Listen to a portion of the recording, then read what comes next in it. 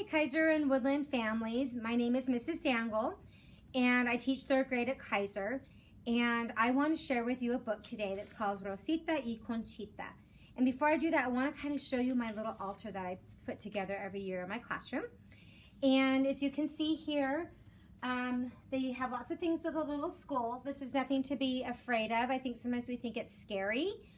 El Dia de los Muertos, but it's really a day when they remember those who passed away from their family, and that's kind of what they do is they make an altar. And so this altar here, I have different things like the candy skull, lights, candles, the papel picado. I have, which is like a cut paper out of tissue paper, a mask that they could have, the marigold flowers, a little skull. I have little candy skulls, and I also have the big ones. And you can actually make these. In this book, there's a recipe, but online you can find how to make the sugar skulls. It's basically sugar and water and a few things. Here's a picture frame. So you would have on your altar that you would make for your family their favorite food. You would have pictures of them, hobbies and things that they like to do. And then you would also, if you want, you can go to the bakery and you would buy the pan de muerto, and you would be able to buy that and eat that. And so I basically have on these little earrings, and I have on this blouse that's from Mexico. And so my daughter lived in Mexico for a year and a half, and that's where I got this. And in Central and South America and Mexico, they celebrate this holiday. And I lived in Chile for a year, and that's where I first found out about it, was going to the cemetery down there and seeing what the people did and realizing that this is a very special day when they remember their ancestors. It is the Day of the Dead, the 2nd of November. When our loved ones who've passed, we celebrate and remember. The spirits try with all their might to visit the living for just one night. In the town of Pueblo City lives a girl named Conchita. She comes to prepare an altar for her twin sister, Rosita. Together they used to laugh and play until one day little Rosita passed away. So Conchita makes an altar for her sister so she can show her how much she missed her. Meanwhile, in the land of those now gone, Rosita hopes to see her sister before morning's dawn. The celebrations have begun as people prepare and strive to greet their loved ones on the other side.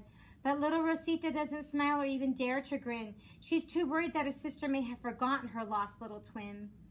Conchita has not forgotten her sister. In fact, she remembers well. She's prepared her sister's favorite food to entice her with the smell. Rosita notices something in the air carried on the breeze. It tickles her nose and almost makes her sneeze. She knows the smell. It's her sister's own recipe. Chocolate chip enchiladas, and they can only be for me. She follows the smell around the corner and up the street, chasing it just as fast as she can move her feet. She follows her nose wherever it sends her, up until she runs into a row of street vendors. She sniffs hard, but all is lost in a fog. A sugary churros and bacon-wrapped hot dogs. Oh, what terrible luck she's just been handed. Without the scent, she's wound up quite stranded. Rosita looks around and dons the saddest kind of frowns as she's found herself lost in an unfamiliar part of town. She calls her sister's name. She begins to shout. She knows she needs to find Conchita before time runs out. Conchita brings out some music and plays Rosita's favorite song. She strikes a silly pose and starts to sing along, just like they always danced and sang in front of the mirror.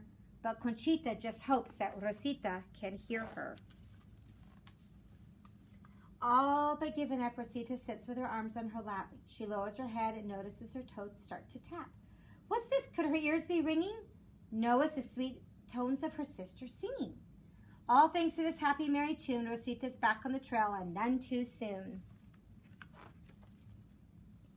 But as soon as it started, her chase comes to a stop when her ears are startled by a rather loud pop. There's a massive parade of happy marching souls, all of them chasing the firecracker bull. And all this noise she has to cup her ears, but the singing is almost gone, just like she fears.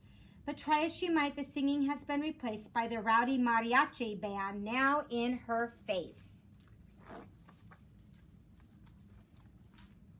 Rosita makes a dash away from the parade until all the noise begins to fade. She finds a quiet spot to rest upon, but it's no use. Her sister's singing is now gone. The sun's going down, it's late in the day, so Conchita brought candles to light Rosita's way. The small altar no longer looks like a dark hole as the candles make the entire room sparkle and glow. With her hope now gone, she looks to the sky, trying as hard as she can just to not cry. But out on the horizon, out very far, she sees the most beautiful twinkling star. Then appears another and another and another still. The stars keep appearing until her eyes are nearly filled. As Rosita nears these twinkling lights, dark clouds form and hide them from her sight. She squints her eyes and really stares, but the only thing to be seen are clouds in the air. Rosita hangs her head, she hangs it low. After going so far, she doesn't know where to go. Conchita places flowers on the altar with love and affection and hope that these will give Rosita a little direction. She thinks marigolds will be a good reminder of their home so Rosita can find her. Rosita walks away, but then feels a bump in the road. She looks down and sees a small flower, a marigold. She picks up the flower. It's oh so pretty, just like the ones that grow in Pueblo City. Marigold flowers like these don't grow here. Rosita knows her sister must be near. Rosita picks up the flowers with a hop and a skip. She happily follows the trail until she feels a cold drip. The drip turns to 2 and then to 3 more, from drops to rain, and it's a real downpour. Water spills down the street from this rain shower and washes away her trail of marigold flowers. Rosita tries not to lose the flowers to the rain, but they all wash down the corner storm drain. Soaking wet and with nothing above her, Rosita quickly searches for cover. The awning breaks and Rosita's splashed, but all she feels are how her hopes have been dashed. Hidden amidst the rain on her cheek is a tear, for Rosita thinks she'll miss Conchita this year. Conchita worked on the altar from noon till night, yet something still didn't seem quite right. With all the decorations, it's a sight to behold. Yet why does the altar seem so cold? But before she can find that missing piece, Conchita is called to join the dinner feast. Go a little closer there. Now more than ever, the sisters feel so far apart. All that remains in the closest in their heart. So far, all of Rosita's senses have led her astray. The only thing left is to let her heart lead the way. As she's about to leave, Conchita stops in her tracks. The altar doesn't need more candles or tasty snacks, nor flowers nor linens with pretty beads. No, Conchita knows just what it needs. In a flash, she cuts across the rug. She grabs the little doll and gives it an enormous hug. It's a hug with overwhelming love and joy, more than can be contained in one little toy. And with that, the altar is complete. It's now time for Conchita to make her retreat. Down by the road, a ray of light falls on Rosita's shoulders. She feels a comforting warmth like when her sister would hold her. Deep inside her heart, she feels a tug. She knows this warmth feels just like a hug. She opens her eyes to discover the source, but all she sees is a dazzling force. It's clear that this warmth from above is the power of her sister's love. Conchita's gift of love clears the clouds and the rain. Where love and hope are all that remain, with her sister's love, she has been freed. Rosita can now close her eyes and let her heart lead. Though much had caused her to falter, Rosita at last has reached the altar. The display is absolutely breathtaking, so much that her heart is aching. Got all the marigolds there. And there on top of it all, Rosita spies the cute little doll. Rosita embraces the doll and hugs it tightly. The warm glow from the doll shines even more brightly in words that cannot be any more true. She whispers, "My dearest Conchita, I love you." Conchita feels a warmth surround her that can banish any chill. "I love you too, Rosita, and I always will."